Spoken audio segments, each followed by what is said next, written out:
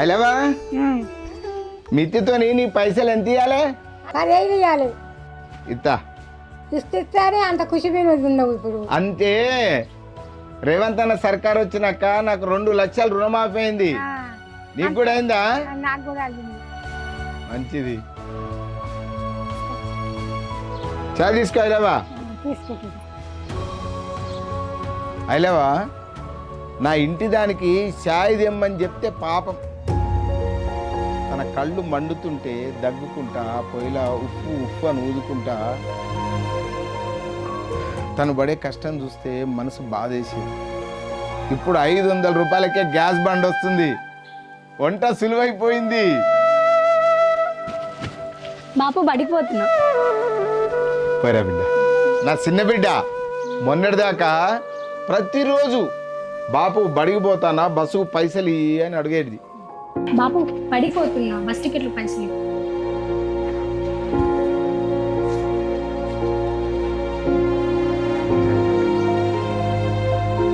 బాపు బిడ్డ ఇలా బడికి వద్దులే, అమ్మ పానం బాగాలేదు, ఇలా ఇంటి తానే ఉంది.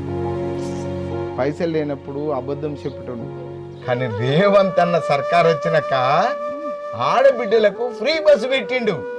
నా చిన్న బిడ్డ ఆధార్ కార్డు చూపించి బడికి ఫ్రీగా పోతుంది బస్సులా. బాపు దీవించే. చల్లగుండు బిడ్డ. మొదటి రోజు సర్కారు కొలుగుతున్నా. మంచిది బిడ్డ.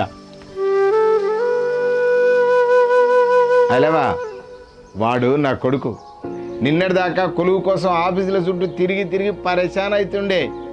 రేవంత్ అన్న సర్కార్ వచ్చినాక ఇట్లాంటి వాళ్ళు ఎందరికో సర్కార్ కొలువులు ఇచ్చి అలా కలలు తీర్చింది. టిఫిన్ దేవాలనా? ఏందే రోజు సర్దిబువ్వ పెట్టేదానివి, ఇలా కొత్తగా టిఫిన్ అంటాను. చాలా సార్లు పెసరట్టు చేయమని అడిగితివి. అప్పుడంటే కట్టెల పొయ్యి మీద చాలా కష్టం అయ్యేది. ఇప్పుడంటే గ్యాస్ బండ్ వచ్చి వంట చాలా సులువైంది. అందుకే చేసిన దా తిందు గాని. వస్తా. 500కే గ్యాస్ బండ. అంతేకాదు 200 యూనిట్ల లోపల కరెంటు బిల్లు కూడా ఫ్రీ. రా బిడ్డ రా. బాపు, నా కాలేజీ క్యాంపస్ సెలక్షన్లో నెలకు 65,000 జీతంతో ఉద్యోగం వచ్చింది. అమ్మకి చెప్పు, ఖుషి అవుతుంది. అభివృద్ధి అంటే ఇది, ప్రజాపాలన అంటే ఇది, నాయకుడు అంటే ఇట్లా ఉండాలి. ప్రజలు అభివృద్ధి చెందితేనే రాష్ట్రం అభివృద్ధి చెందుతుంది. అదే రేవంత్ అన్న సర్కార్.